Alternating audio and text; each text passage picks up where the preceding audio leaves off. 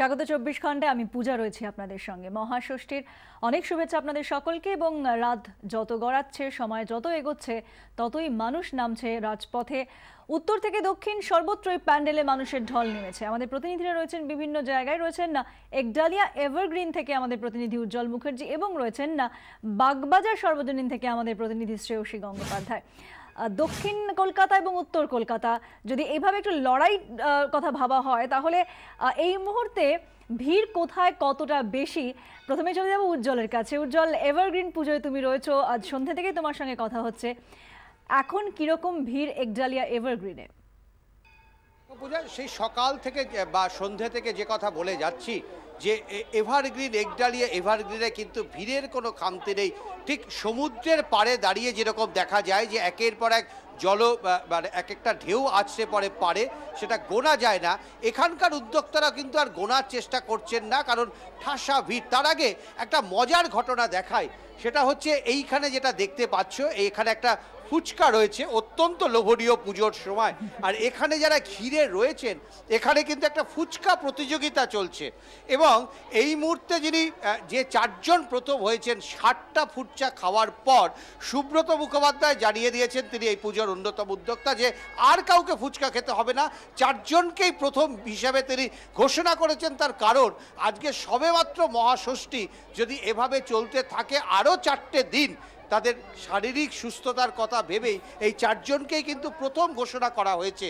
আমি এই উদাহরণটা এ কারণেই দিতে আনলাম যে একদিকে একডালিয়া এভারগ্রিন, তার যে সার্বজনীন রূপ, হাজারে হাজারে মানুষ, লাখো লাখো মানুষ, তাদের ঢল এসে পড়ে এই পুজো দেখার জন্য। ঠিক অন্যদিকে এর মধ্যেও কিন্তু একটা পাড়া কালচার রয়েছে, যে কালচারটার মধ্যে দাঁড়িয়ে ফুচকা প্রতিযোগিতা হয় এবং সেটা প্রথম থেকে শেষ পর্যন্ত দাঁড়িয়ে দাঁড়িয়ে উপভোগ করেন পাড়ার মা, দিদি, বোনেরা সবাই মিলে ফুচকা খাচ্ছেন এবং সেটা উপভোগ করছেন সুব্রত মুখোপাধ্যায়। এটাই বোধহয় এই পুজোর একটা অন্যতম বৈশিষ্ট্য, অন্যতম টান। এবং সেই কারণে এখানকার যারা সদস্যরা, তারা এই পাড়া ছেড়ে, এই পুজো ছেড়ে তারা কিন্তু অন্য পাড়ায় খুব একটা যায় না, কারণ এই যে পাড়ার একটা টান, সার্বজনীন পুজো। তুমি তো সামনে রয়েছে ফুচকা স্টলে, দেখতেই পাচ্ছি। তুমিও কি শুধুমাত্র এই দৃশ্য উপভোগ করলে, নাকি তুমিও তাতে শামিল হলে? সুব্রতদা আমাদের কথা দিয়েছেন, সুব্রতদা কথা দিয়েছেন যে সাংবাদিকরা যারা এসেছেন, যারা প্রায় 1 ঘন্টা ধরে লোভনীয় প্রতিযোগিতাকে আমাদের দাঁড়িয়ে থেকে দেখতে হলো, তাদেরকে 5খানা করে ফুচকা খাওয়াবেন, কারণ বেশি তিনি দিতে রাজি না। কিন্তু আমি যেটা বলছি পূজা, যে আমরা বারবার একডালিয়াতে আসতে চাই, তার কারণ হচ্ছে এখানে বোধহয় একটা অন্য টান আমরা অনুভব করি, যেটার মধ্যে একটা ঘরানা, একটা ঘরোয়া। এখানকার পুজোর শেষে একটা দিন এই পাড়ার সমস্ত মানুষ একসাথে বসে পাত পেঁচড়ে খায়। এই পুজোর মধ্যে কোথাও যে পাড়ার মধ্যে পাড়ার পুজো, সেটা ছোট হয় কিন্তু তার মধ্যে একটা আত্মিক যোগ থাকে।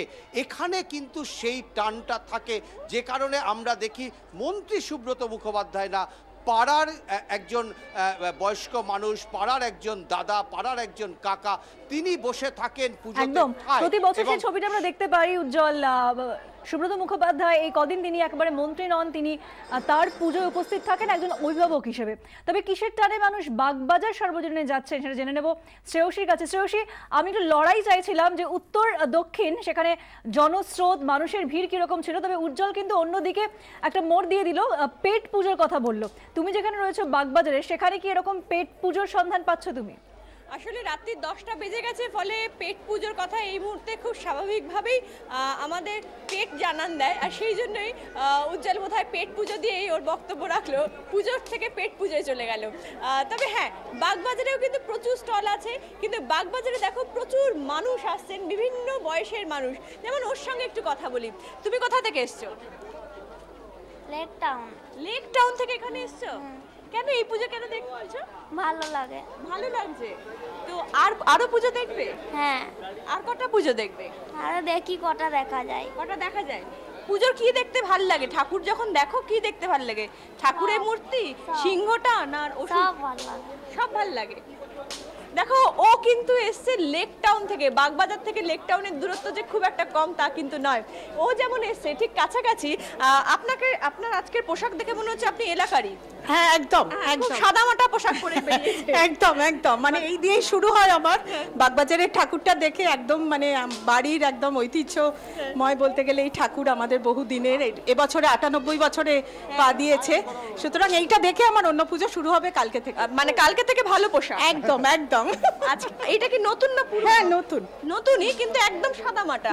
হ্যাঁ আচ্ছা দেখো কিন্তু সাদামাটা পোশাক হলেও পোশাক পরছেন সকলে, সকলে ভিড় জমাচ্ছেন, কিন্তু গরমেও কিন্তু মানুষে কাহিল হচ্ছেন, মানে নির্দিষ্টভাবে স্টাইল করতে গিয়েও করতে পারছেন না। যেমন ওনাকে দেখাই, পেছন দিকটা একটু ঘুরুন, চুল রেখেছেন বড়, কিন্তু গরমের চোটে সেই চুল বেঁধে ফেলেছেন নাকি? হ্যাঁ একদমই, বৃষ্টি হচ্ছে কিন্তু গরম কমছে না, আলটিমেট চুল তো বেঁধে বেরোতেই হচ্ছে। স্টাইলটা কি হলো তাহলে? স্টাইল স্টেটমেন্ট তো রয়েছেই। স্টাইল স্টেটমেন্টটা রয়েছে, একদম, একদম। ওটার গরমটা কমলে হবে নাকি? গরম তো চুল বাঁধলে গরমটা কমবে ঠিক আছে, গরমটা লাগবে কম, কিন্তু স্টাইল স্টেটমেন্টের জন্য তো চুলটা বাঁধা। এটা স্টাইল স্টেটমেন্ট? একদম একদম একদম। আচ্ছা আমি বুঝতেই পারছি ফলে এই মুহূর্তে এইখানে বাগবাজার কার্যত একটা মিলন উৎসবে যে পরিণত হয়েছে। তুমি সেখানে রয়েছে এবং সেখানকার এক একজনের এক এক রকম স্টাইল স্টেটমেন্ট, সেটা তুমি দেখতে থাকো, তোমাদের কাছে ফিরবো। আপাতত তোমাদের দুজনকে ধন্যবাদ জানাচ্ছি, উজ্জ্বল মুখার্জি এবং শ্রেয়সী গঙ্গোপাধ্যায় আমাদের দুই প্রতিনিধি ছিলেন একেবারে উত্তর থেকে দক্ষিণ কলকাতা, আমরা তুলে ধরছিলাম আপনাদের সামনে। এবং এই মুহূর্তে আমরা দেখে নেব বেহালা, সেখানেও প্রচুর পুজো হয়, সেখানকার পুজোর কিছু ঝলক।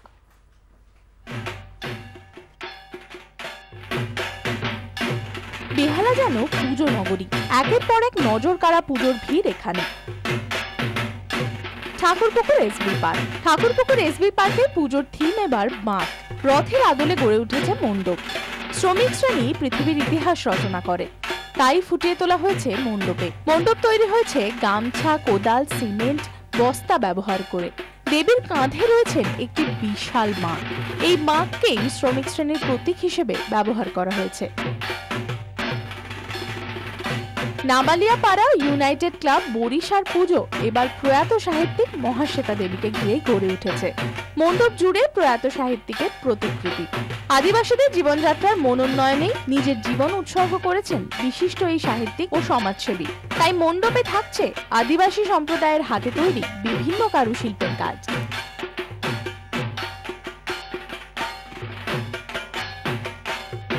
বেহালা মিত্র সংঘ, পুজোর থিম লড়াই। মণ্ডপ জুড়ে ঢাল, তরোয়াল, বর্ষার মতো বিভিন্ন সমরাস্ত্র। মণ্ডপের প্রবেশ পথ তৈরি হয়েছে অনেকটা সেনাদের মুকুটের আদলে। মণ্ডপ জুড়ে কেমন একটা যুদ্ধ যুদ্ধ মেজাজ। নন্দনা যুবর পুজোর থিম ভুবনেশ্বরী। মণ্ডপ তৈরি হয়েছে নৌকা বা বজ্রার আকারে। বিষ্ণুপুরের টেরাকোটা শিল্পে সেজে উঠেছে মণ্ডপ। মণ্ডপে থাকছে দশাবতারের মূর্তি, প্রতিমা সাবেকি।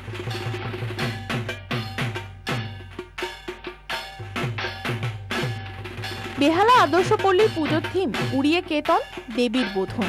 মণ্ডপ সেজে উঠেছে রং বেরঙের ধ্বজায়। প্রতিমা এখানে সাবেকি। মায়ের আঁচলে দেখা যাবে তাঁর 4 সন্তানকে। বরিশা ইয়ং ফেডারেশন এবার তাঁদের পুজোর থিমে তুলে এনেছে পুরনো নতুনের চিরাচরিত দ্বন্দ্বকে। মণ্ডপে থাকছে নানা ধরনের পুরনো বাদ্যযন্ত্রের সংগ্রহ। মণ্ডপের প্রবেশ পথেই থাকছে 2টি তবলা ও একতারা। মণ্ডপে থাকছে বিভিন্ন ছবির প্রদর্শনী। দেওয়াল দেখে মনে হবে হারমোনিয়ামের রিড। সব মিলিয়ে সুরের 7 রঙে মেশার আমন্ত্রণ জানিয়েছে বরিশা ইয়ং ফেডারেশন। পুজোর থিম বিশ্বরূপে বিশ্বরূপা। মণ্ডপ সেজে উঠেছে আমাদের নিত্য ব্যবহার্য ফেলে দেওয়া জিনিস দিয়ে। থালা, বাটি, গ্লাস ছাড়াও মণ্ডপে চোখে পড়বে চিরুনি, চামচের মতো সাধারণ ঘরোয়া জিনিস। প্রতিমা একেবারেই সাবেকি। পুজোর থিম পুরাণে আদিশক্তি। মণ্ডপে প্রবেশের মুখেই থাকছে দেবাদিদেব মহাদেবের মূর্তি। হিন্দু পুরাণে যে 33 কোটি দেবতা রয়েছেন তাদেরও একসঙ্গে হাজির করা হয়েছে মণ্ডপে। এছাড়াও বেতের ওপর পৌরাণিক গল্প গাঁথা খোদাই করা রয়েছে, যা দেখে চোখ জোড়াবে দর্শনার্থীদের। বেহালা নস্করপুর, পুজোর থিম মহালয়া স্তোত্র। মণ্ডপ সেজে উঠেছে বিভিন্ন হস্তশিল্পের সমন্বয়। বাঁশের ওপরে বিভিন্ন কারুশিল্পের কাজ দেখার মতো। মণ্ডপে দেখা যাবে রং বেরঙের মুখোশ। দড়ি বা সুতোর ব্যবহার করে সাজিয়ে তোলা হয়েছে প্রতিমা। এখানে এলে মনে হবে বোধহয় আপনি কোনো ছাতার বাজারে ঢুকে পড়েছেন।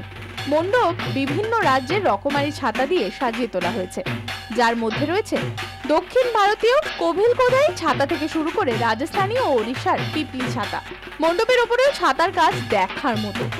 ছোট থেকে বড় সব ধরনের ছাতাই চোখে পড়বে মণ্ডপে।